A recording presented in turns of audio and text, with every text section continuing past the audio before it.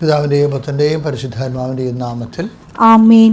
അമ്മേ പരിശുദ്ധമ്മേ, അമ്മേ പരിശുദ്ധമ്മേ, ദൈവമാതാവേ, ദൈവമാതാവേ, കൃപാസനത്തിലൂടെ ഞങ്ങൾക്കും ഞങ്ങളുടെ ദേശത്തിനും അമ്മ മധ്യസ്ഥം തേടി തന്ന എല്ലാ അനുഗ്രഹങ്ങൾക്കും കൃപകൾക്കും ഞങ്ങളിപ്പോൾ ഹൃദയം നിറഞ്ഞ നന്ദി പറയുന്നു. അമ്മേ പരിശുദ്ധമ്മേ, ദൈവമാതാവേ, 2004 ഡിസംബർ 7 തീയതി ഉച്ചകഴിഞ്ഞ് 2:30 കൃപാസനത്തിൽ സംഭവിച്ച അമ്മയുടെ പ്രത്യക്ഷപ്പെടലിനെ കുറിച്ച് തിരുസഭയ്ക്ക് സമർപ്പിച്ചിരിക്കുന്ന പഠനരേഖകളുടെ മേൽ സഭാത്മകമായ പഠനം ആരംഭിക്കുവാൻ ഞങ്ങൾ പ്രാർത്ഥിക്കുന്നു. അമ്മേ പരിശുദ്ധമ്മേ, ഭൂസ്വർലോകങ്ങളുടെ രാജ്ഞിയായ അങ്ങയ്ക്ക് ഭൗമസംരക്ഷണത്തിനായി പ്രപഞ്ചപ്രകൃതിയെ തന്നെ തിരുസഭ പ്രതിഷ്ഠിക്കുവാൻ ഈ പ്രത്യക്ഷീകരണം വഴി ഇടയാക്കണമേ. പരിശുദ്ധമ്മേ, ജപമാല മാതാവേ, സകല കൃപാസനം പ്രാർത്ഥനകളോടും ചേർത്ത് ഞങ്ങളിപ്പോൾ പ്രാർത്ഥിക്കുന്ന ഈ കുടുംബത്തിന്റെ പ്രത്യേക നിയോഗവും. മക്കളെ, നിയോഗം പറ.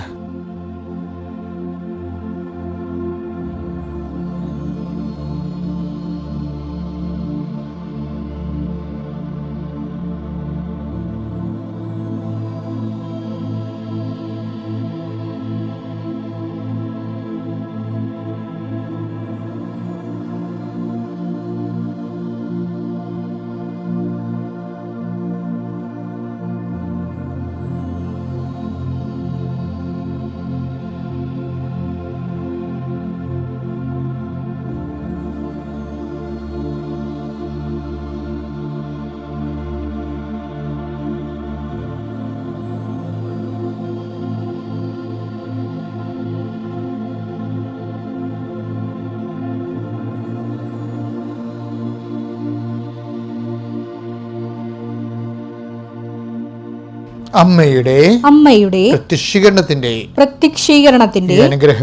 ഈ അനുഗ്രഹവേളയിൽ ഞങ്ങൾക്ക് സാധിച്ചു തരുവാൻ കനിയണമേ. ആമേൻ. വിശ്വാസ പ്രമാണം. സർവശക്തനായ പിതാവും ആകാശത്തിന്റെയും ഭൂമിയുടെയും സൃഷ്ടാവുമായ ദൈവത്തിൽ ഞാൻ വിശ്വസിക്കുന്നു. അവിടുത്തെ ഏകപുത്രനും ഞങ്ങളുടെ കർത്താവുമായ ഈശോ മിശിഹായിലും ഞാൻ വിശ്വസിക്കുന്നു.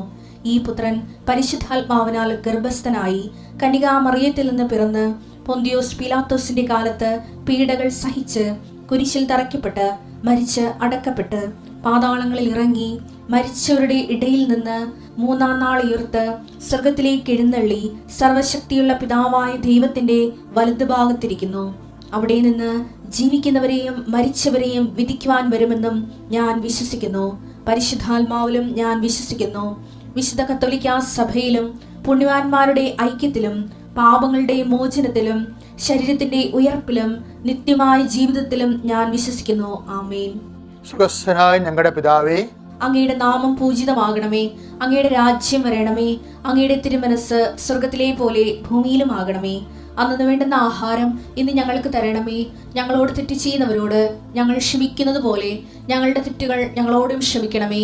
ഞങ്ങളെ പ്രലോഭനത്തിൽ ഉൾപ്പെടുത്തരുതേ, തിന്മയിൽ ഞങ്ങൾ രക്ഷിക്കണമേ. ആമേൻ. നന്മ നിറഞ്ഞ മറിയമേ, സ്വസ്തി. കർത്താവ് അങ്ങയുടെ കൂടെ സ്ത്രീകളിൽ അങ്ങ് അനുഗ്രഹിക്കപ്പെട്ടവളാകുന്നു. അങ്ങയുടെ ഉദരത്തിൻ ഫലമായി ഈശോ അനുഗ്രഹിക്കപ്പെട്ടവനാകുന്നു. പരിശുദ്ധ മറിയമേ, തമ്പുരാന്റെ അമ്മേ, പാപികളായ ഞങ്ങൾക്ക് വേണ്ടി ഇപ്പോഴും ഞങ്ങളുടെ മരണസമയത്തും തമ്പുരാനോട് അപേക്ഷിക്കണമേ. ആമേൻ. നമുക്ക് പ്രാർത്ഥിക്കാൻ. പ്രിയപ്പെട്ടവരെ, കർത്താവിൻ്റെ ദിനങ്ങളിലൂടെ സഭ കടന്നു പോവുകയാണ്. ഇത് ദൈവസ്നേഹത്തിൻ്റെ കാലഘട്ടമാണ്. ആത്മാവ് ദൈവസ്നേഹത്തിൻ്റെ പുഴയിലൂടെ നീന്തി അക്കരയ്ക്ക് പ്രവേശിച്ച് ഉയർപ്പിൻ്റെ മഹിമ പ്രാപിക്കുമ്പോൾ നമ്മളെല്ലാം ദൈവസ്നേഹം കൊണ്ട് നിറഞ്ഞവരായിരിക്കും. അങ്ങനെ ആയിരിക്കട്ടെ എന്ന് പ്രാർത്ഥിച്ചുകൊണ്ട് ആശംസിച്ചുകൊണ്ട് പ്രാർത്ഥനയിലേക്ക് വരാം. കർത്താവേ, നിൻ്റെ വിശുദ്ധ പൗരോഹിത്യത്തെ നീ മഹത്വപ്പെടുത്തണമെന്ന് പ്രാർത്ഥിക്കുന്നു. കർത്താവേ, സഭയിലുള്ള സാന്നിധ്യം നീ പ്രകടമാക്കണമേ എന്ന് പ്രാർത്ഥിക്കുന്നു. 39 വർഷം ഞാൻ അർപ്പിച്ച കുർബാനയുടെ യോഗ്യതയാൽ കൃപാസ്ഥാനത്താറെ ജീവനോടെ പ്രത്യക്ഷപ്പെട്ട പരിശുദ്ധ അമ്മയുടെ പ്രത്യക്ഷീകരണത്തിൻ്റെ സ്ഥിരീകരണത്തിൻ്റെ അടയാളം ലഭിക്കാൻ അത്താരെ നടക്കുന്ന ആയിരക്കണക്കിന് ഉടമ്പടി ആരാധനയുടെ ശക്തിയാൽ നിൻ്റെ ഉന്നതമായ നാമത്തിലെ ദൈവകരുണ വർഷിക്കട്ടെ എന്ന് പ്രാർത്ഥിക്കുന്നു. കർത്താവേ, അന്ധന് കാഴ്ച നൽകിയവനെ, ചെകിടിന് കേൾവി നൽകിയവനെ, ഊമന് സംഭാഷണ ശക്തി നൽകിയവനെ, മഹോരോഗ്യം സുഖപ്പെടുത്തിയവനെ, കർത്താവേ മരിച്ചവനെ ഉയർപ്പിച്ചവനെ, അങ്ങയുടെ നാമത്തെ പ്രാർത്ഥിക്കുന്ന ഓരോ മകൻ്റെ മേലും മകളുടെ മേലും നിന്റെ തിരുമുറുപാർന്ന വലതുകരം, ആണിപ്രതാർന്ന അത്ഭുതകരം, അടിപ്പിഴർ പോലെ വൈതാഖളം പോലെ സ്പർശിക്കണമേ എന്ന് പ്രാർത്ഥിക്കുന്നു. എൻ്റെ കർത്താവിൻ്റെ ഉന്നതമായ നാമത്തിൽ ഉച്ചമുതൽ ഉള്ളംകാല് വരെ കർത്താവിൻ്റെ ശക്തി പടരട്ടെ. Lord Jesus Christ, pour out His Spirit, touch with the fire fingers, soak with the precious blood. കർത്താവ്, അങ്ങയുടെ മക്കൾ ഈ അതിപ്രഭാതത്തിൽ എഴുന്നേറ്റ് നിന്നുകൊണ്ട് അതീവ ജാഗ്രതയോടുകൂടിയും സന്തോഷത്തോടെയും കൂടി കർത്താവെ ഇന്നത്തെ ജീവിതത്തെ അങ്ങേക്ക് സമർപ്പിക്കുകയാണ്. അതിമനോഹരമായൊരു നിമിഷമാണ് ഞങ്ങളുടെ എല്ലാ കുടുംബങ്ങളും നടന്നുകൊണ്ടിരിക്കുന്നത്. ആയിരക്കണക്കിന് മനുഷ്യരാണ് കർത്താവ് ഈ പ്രാർത്ഥന അവലംബം വെച്ചിരിക്കുന്നത്. അവിടെ ഇന്നത്തെ യാത്രയെ ഞാൻ ആശീർവദിക്കുന്നു. നിങ്ങളുടെ ഇന്നത്തെ ഉദ്യമങ്ങളെ ഞാൻ ഈശോയുടെ നാമത്തെ ആശീർവദിക്കുന്നു. നിങ്ങളുടെ ചിന്തകൾ, നിങ്ങളുടെ സംസാരങ്ങൾ, നിങ്ങളുടെ വിചാരങ്ങൾ, ഒത്തുകൂട്ടങ്ങൾ, അവിടെ നടക്കുന്ന ചർച്ചകൾ, നിങ്ങൾ പങ്കെടുക്കുന്ന വിഷയത്തിൽ നിങ്ങൾ ആഗ്രഹിക്കുന്ന ദൈവനിശ്ചയപ്രകാരമുള്ള തീരുമാനങ്ങൾ ലഭിക്കുന്ന പരിശുദ്ധ ദേവമാതാവിന് നിങ്ങളുടെ എല്ലാ സംരംഭങ്ങളെയും ഇടപഴകലുകളെയും കർത്താവിൻ്റെ തിരുസന്നിധിയിലെ മാതാവിൻ്റെ മധ്യസ്ഥ സമർപ്പിക്കുന്നു. അമ്മയാണ് ഞങ്ങളുടെ ഉറപ്പ്. അമ്മയുടെ പ്രത്യക്ഷഗണത്തിന് സാക്ഷിയാകാൻ വേണ്ടി ഉടമ്പടി എടുത്ത് ദൈവതിരുസന്നിധിയിൽ സുവിശേഷഭീതമായ ജീവിതം വ്യാപരിപ്പിക്കുന്ന എല്ലാ മക്കളെയും ഈ നിമിഷം അനുഗ്രഹിക്കണമേ എന്ന് പ്രാർത്ഥിക്കുന്നു. കർത്താവെ, കുഞ്ഞുങ്ങൾ പരീക്ഷയുടെ റിസൾട്ട് പ്രതീക്ഷിക്കുന്നുണ്ട്. കർത്താവെ, മനസ്സ് അധികം ധൈര്യമില്ലാത്ത മക്കളുണ്ട്. അവരെല്ലാം അവരെ ഓർത്ത് ഞങ്ങൾക്ക് പേടിയും ഉത്കണ്ഠയും ഉണ്ട്. കർത്താവെ, അവർക്ക് മാർക്ക് കുറഞ്ഞു പോയെന്ന് വിചാരിച്ചുകൊണ്ട് എന്തെങ്കിലും പൊടത്തരങ്ങൾ കാട്ടിക്കൂട്ടുന്ന മക്കളെ ഞങ്ങൾ പ്രത്യേകം അങ്ങയുടെ തിരുസന്നിധിയെ സമർപ്പിക്കുന്നു. അവരെ നീ ഏറ്റെടുക്കുകയും അവരെ സന്ധിക്കുകയും അവരെ സംരക്ഷിക്കുകയും ചെയ്യണമെന്ന് പ്രാർത്ഥിക്കുന്നു. കർത്താവ്, മക്കളെ ഉണ്ട് കർത്താവെ, അവരുടെ ഭാവി പ്രവർത്തനങ്ങളുണ്ട്. അവരുടെ ഭാവി ജീവിതം കരുപിടിപ്പിക്കുന്ന പുതിയ വഴികളെ ഞങ്ങൾ കാണിച്ചു തരണമേ. അതിനുവേണ്ടിയുള്ള എല്ലാ യാത്രകളെയും ചിന്തകളെയും തീരുമാനങ്ങളെയും യാത്രകളെ നീ ആശീർവദിക്കണമെന്ന് പ്രാർത്ഥിക്കുന്നു. കർത്താവെ, കുഞ്ഞു കട കൊണ്ട് ചെറിയൊരു മോരും വെള്ളമൊക്കെ ഇരുന്നുകൊണ്ട് ഒരു കുടുംബം അരിവെക്കാൻ വേണ്ടി വിഷമിക്കുന്നവരുണ്ട് ഈശോയെ. ചെറിയ മുറുക്കങ്ങളെ പോലുള്ള കാര്യങ്ങൾ കൊണ്ട് ജീവിക്കുന്നവരുണ്ട് ഈശോയെ. ചെറിയ കുഞ്ഞു വലകൾ കടലിൽ എറിഞ്ഞ് ജീവിക്കുന്നവരുണ്ട് ഈശോയെ. അതുകൊണ്ട് തന്നെ വലിയ വ്യാപാരങ്ങൾ ചെയ്ത് വലിയ കടങ്ങളിൽ അകപ്പെട്ടിരിക്കുന്നവരുണ്ട് ഈശോയെ. എല്ലാ തരത്തിലും help those who have all kind of troubles എന്ന് കർത്താവെ അങ്ങനെ പുസ്തകത്തിൽ എഴുതിയിട്ടുണ്ട്.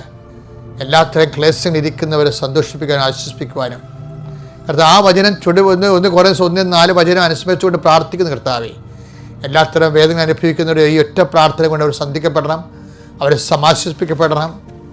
കർത്താവ്, ദുഃഖവാടം തുടങ്ങിയപ്പോൾ ഞങ്ങൾക്കും ദുഃഖമാണല്ലോ എന്ന് ഓർത്തുകൊണ്ട് കർത്താവ് നിരാലംബപ്പെടുന്നവരുണ്ട് ഈശോയെ. ഈ ഒറ്റ പ്രാർത്ഥന കൊണ്ട് കർത്താവ് അവർക്കെല്ലാം ഇന്ന് സന്ധിപ്പ് സമാധാനം കിട്ടുമെന്ന് പരിശുദ്ധമ്മയുടെ പ്രത്യക്ഷീകരണത്തിൻ്റെ അടിസ്ഥാനത്തിൽ ഞാൻ പ്രത്യാശിക്കുന്നു. കർത്താവെ, നിന്നിൽ ആശ്രയം വെച്ചിട്ടുള്ളവരാരും കർത്താവ് ലജ്ജിക്കുവാൻ അനുവദിക്കത്തില്ലെന്ന് കർത്താവിൻ്റെ വചനത്തിലുണ്ട്. അത് വാഗ്ദാനമാണ്. ആ വാഗ്ദാന പ്രകാരം അവരുടെ മക്കളെ സന്ധിക്കണമേ, സമാശ്വസിപ്പിക്കണമേ പ്രാർത്ഥിക്കുന്നു. ഇന്ന് ആശുപത്രിയിൽ പോകുന്നവരുണ്ട്, പോയി വന്നവരുണ്ട്, പ്രസവത്തിനായി പോകുന്നവരുണ്ട്, ആശുപത്രി അഡ്മിറ്റ് ചെയ്തവരുണ്ട്. എല്ലാവരെയും സംബന്ധിച്ച് പ്രാർത്ഥിക്കുന്നു. ജോലി തിരക്കി പോകുന്നവരെ സംബന്ധിച്ച് പ്രാർത്ഥിക്കുന്നു. ജോലി നഷ്ടപ്പെട്ടതിനെക്കുറിച്ച് വേദനയോടെ ഇന്നലെ കിടന്ന് ഉറങ്ങിയവരെ സംബന്ധിച്ച് പ്രാർത്ഥിക്കുന്നു.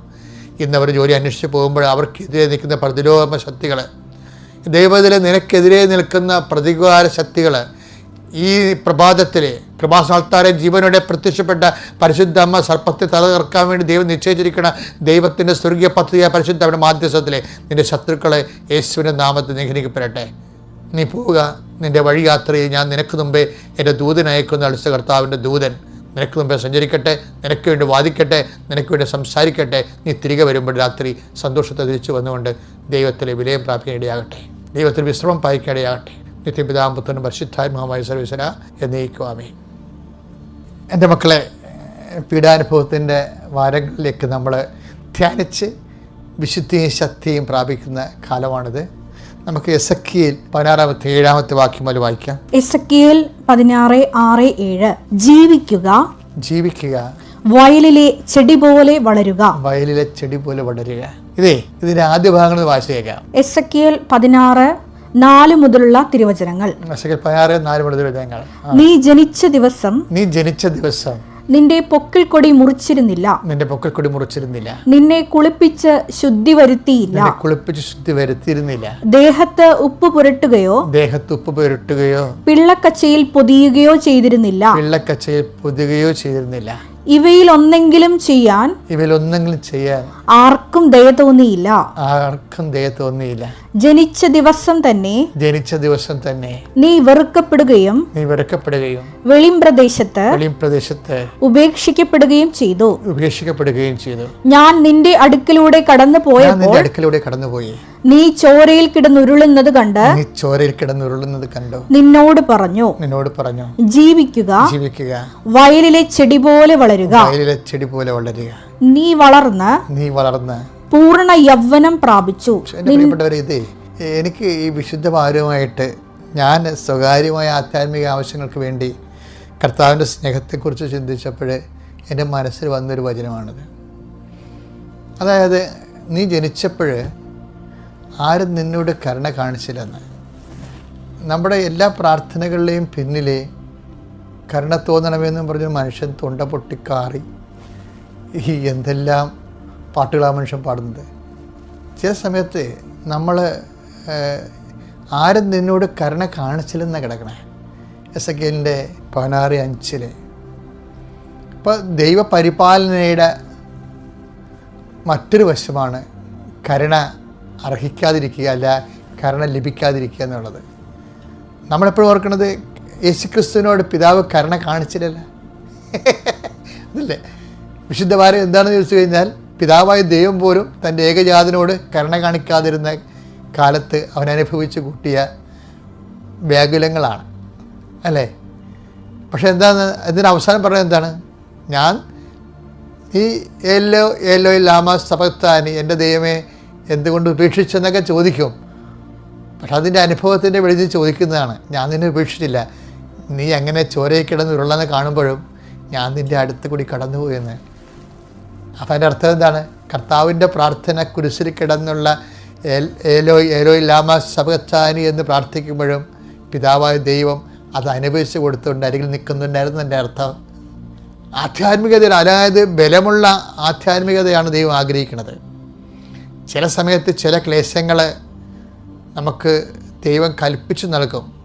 അതെന്തിനു വേണ്ടിയാണ്? ജീവിക്കുക, നേഴ്സറി പ്ലാന്റ് പോലെ വളരാനല്ല. സ്പൂൺ ഫീഡ് ചെയ്തിട്ടേ ദൈവം അങ്ങനെ ആഗ്രഹിക്കണില്ല. നമ്മളിങ്ങനെ നേഴ്സറി പ്ലാന്റ് പോലെ പ്രത്യേക ശുശ്രൂഷ ലഭിച്ച് ബിസ്ക്കറ്റ് ബേബീസിനെ പോലെ വളരാൻ ദൈവം ആഗ്രഹിക്കുന്നില്ല. ക്രിസ്തു വളർന്നതുപോലെ ജീവിക്കുക, വയലിലെ ചെടി പോലെ വളരുക. ക്ലേശങ്ങളെ ദൈവത്തിൻ്റെ അതിന് വേണ്ടി ആഹാരം കൊണ്ട് എടുത്തുകൊണ്ട് ആത്മാവിനെ ബലപ്പെടുത്താൻ വേണ്ടി ക്രിസ്തുവിൻ്റെ ശക്തി ആവഹിക്കുന്ന ദിവസങ്ങളാണ് നമ്മുടെ ഈ ദിവസങ്ങളിലുള്ള ആചാരങ്ങളും അനുഷ്ഠാനങ്ങളും.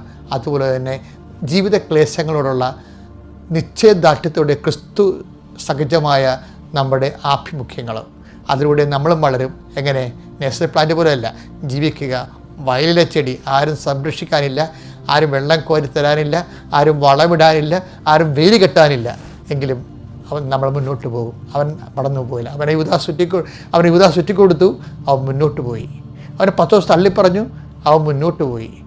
അവനെ പീലാത്തോസ് കൈകഴുകി തള്ളിപ്പറഞ്ഞു, അവൻ മുന്നോട്ട് പോയി.